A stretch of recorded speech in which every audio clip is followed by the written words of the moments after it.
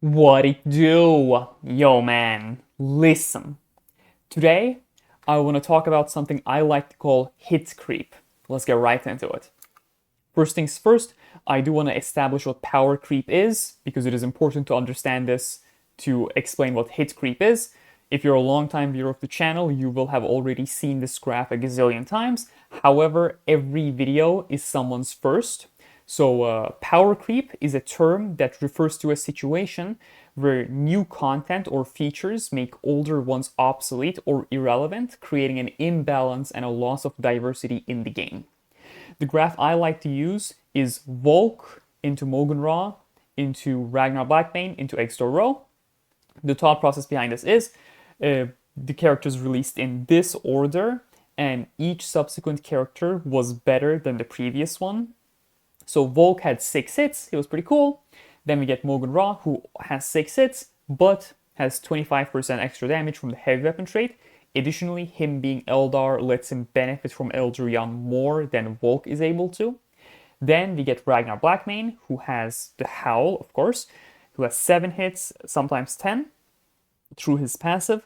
Additionally, he has a 20% net buff against guild raid bosses. Then we get Extor Ro, which, notoriously has 1 billion hits into everything. Now, each one of these characters is better when it comes to doing straight damage against guild raid bosses, and that's why it's referred to as power creep, because the power is slowly creeping up on the older characters. Now, hit creep is something that's less obvious than power creep. That's why I put the little Metal Gear image here. Anyways, those of you get the joke will appreciate it.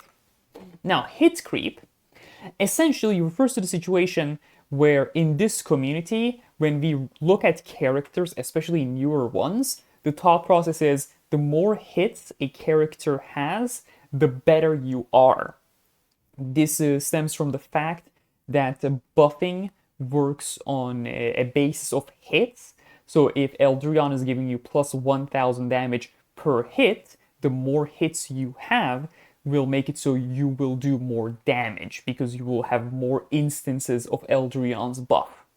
Ragnar Blackmane, 7, 6, 7 is better than 6. Pretty straightforward. However, for a long time, there have been alternative hits. What do I mean by this? There are certain characters who may have a certain amount of hits. However, through their actives or their passive abilities, the quantity of hits they get access to increases. The first example of this was Revas. She has 6 hits, both in melee and in shooting. However, her passive ability, Cyclic Ion Blaster, deals an additional 3x particle damage. This essentially makes her do 9 hits for the purposes of Eldrion's passive ability. This is similar to Karn the Betrayer, whereas people say he has 12 hits, despite the fact that his hit stat is only 4. However, people say 12 hits because his passive has 2 bullet points, both of which give plus 4 hits at a certain point in the same turn, totaling 12 hits. Sorry, I'm sick as a dog, that's why I'm a little spacey, I do apologize. I'm not even going to do the Draupnir voice today, because really out of it, I do apologize. However, the difference between these extra hits and normal hits is that they have their own damage stat. So if Revas has a damage stat of 1000, her 6 hits, which are baked into her kit, will do 1000 damage per hit. However, her 3 hits will do the damage that is given on the passive, because they are the passive hits. Same thing with Karn the Betrayer. He might have 2000 damage stat, but because the Betrayer passive has 1400 to 1800 damage stat on the 4 hits, they're not going to do more. And the issue is, it's not simply having more hits. Now, before, it was just that. The game was much simpler, so the more hits you were able to produce, the better you were. One great example of this is the Tyrannid Prime, or rather the Winged Prime, as it's called in Tacticus. Now, he has 6 bio hits. This is, I think, 30 or 35% pierce ratio, and that's pretty reasonable, right? Like, if this character came out long ago, like a year or 2 years ago, you'd be like, oh my god, 6 bio hits? That's pretty cool. And his passive makes so each time he attacks, it is a lot of words, however, we're going to simplify it down, of course. Each time he attacks, he is Synapse, he's going to summon a Hormigaunt that attacks the same target. The Hormigaunt has 2 hits. Essentially, the Winged Prime has 8 hits, give or take, right? And the quantity of hits will increase over time as long as the Hormigaunt survive. So, right, you know, first time you attack is 8 hits, then 10, then 12, then so on. However, the game has come to such a point that you simply need more than having a lot of hits. You need percent damage increases. You need synergy. You need interactions with other things. You need buffing. This is more specifically for guild raids. Of course, there are outlying characters. However, just because a character has 6 hits doesn't make them meta. I mean, there are a lot of characters that have 6 hits that simply don't cut it. Now, I put on the right side of your screen is certain traits characters have. The rightmost is Ragnar Blackmane's. As you can see, he has the Beast Slayer trait, which gives plus 20% against big targets. He has Final Vengeance. Final Vengeance doesn't really matter. And he has Rapid Assault. Rapid Assault gives a +1 movement on the first turn, which is nice utility, but it's not like direct damage. However, it also gives plus 25% damage on your first attacking in the battle. Now, putting both of these together, having a permanent plus 20% damage against guild raid bosses and 25% more damage on your first turn, that's a pretty big deal, especially when comparing to a character that has neither. Karn the Betrayer has Final Vengeance. Again, it kind of bugs me that they are inverse, but it doesn't matter. He has Rapid Assault, which is the same thing, right? Like I explained what that is. And he has Blessing of Khorne, essentially each time a enemy is slain in melee. This gets stacks to 1. Each stack gives you plus 3% damage. At 8 stacks, you're going to get a lot of, you're going to get 24% damage, which is pretty good, which is at max higher, but it's difficult to max it.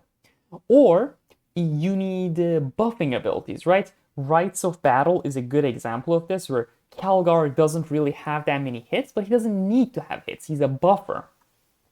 Shi is a character that doesn't really do that much damage.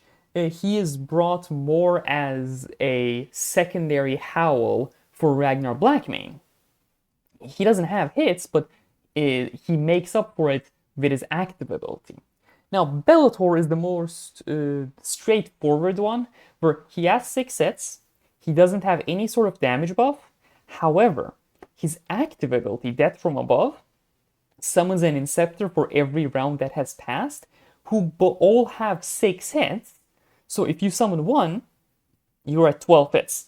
If you summon, 3, you're going to have 18 plus Bellator 6, you're going to have 24 hits. Not to mention his passive, which makes essentially summons double activate if they're adjacent to Bellator whenever he activates. The reason I put Bellator here is because, he doesn't have any of the other things he needs. However, the fact that he can just dish out so many hits with his summons is notable. Now, the reason I'm saying this, the reason I'm saying hit creep is because I'm just trying to figure out what the limit is for the future. If Karn the Betrayer was released a year ago, or over a year ago, it was a character who had 12 hits, his active ability had 8 hit space, people would lose their minds. Don't get me wrong, Karn is a very good, excellent character. However, he's not dominating the meta. He is playing second fiddle to the Exoru comps. So we've clearly come to a point where we've just passed the amount of hits, right? Because what's going to happen? Are we going to get a character with 8 hit space and that's just going to be better than Ragnar? What then? Like, are we going to get 9 hit space? So how strong can characters get before they are too strong? I personally think more hits, we are at the edge of what is realistic. Now, if Karn had 12 hits base, he will be infinitely better. The fact that his passive ability has damage stats of their own does hold Karn back significantly. It makes it so he can't benefit from Calgar, it makes it so he can't benefit from the 400 that Athena gives. But, I mean, what is gonna happen? Like, the bar for entry into guild raids, especially for the multi-hit teams, it's so high that if a character just has 6 hits, it's not enough. I mean, if a character has 6 hits plus, I don't know, like 10%, 20% damage buff, I would go as far as to say even that's not enough because of the fact that Ragnar Blackmane, he can get 7 to 10 hits, and his Howl ability is just so good and buffs everything. Like, he's a hybrid buffer damage dealer. So if we make characters, say like the next release, right? Like, this is a complete hypothetical, I have no knowledge, I keep saying this. You know, it has 8 hits and it buffs to the same extent that Karn does, Ragnar does.